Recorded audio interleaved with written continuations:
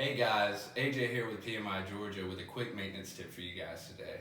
So we're in one of our homes and we're in the bathroom area of our homes. Now, what we're noticing here is a GFI outlet. A GFI outlet, you will notice, has buttons in between the outlets. What we are going to do is make sure that this outlet is functioning. So you'll notice we have two buttons here. One is for reset and one is for test.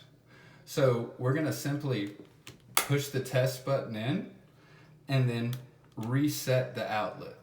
This is now giving power back to this outlet and should make it usable for us again. We are going to go over and also point one out in the kitchen area.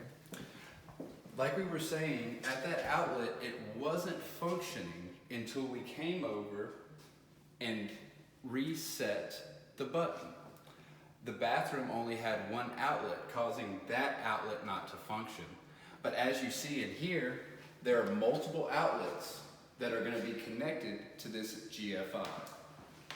So if this outlet was not functioning properly, to troubleshoot, what we would first do is come over to the GFI, make sure that it did not trip the breaker on it, and set it back. This should make these outlets functioning again. If that did not lead to making the outlets function again, we are then going to go to the breaker box and make sure that the breaker itself did not trip.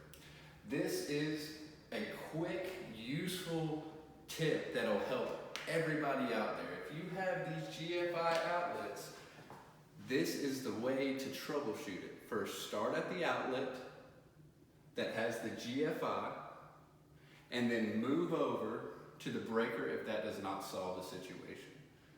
This is your PMI Georgia maintenance tip for the day. Thank you again for tuning in, and we look forward to serving you soon.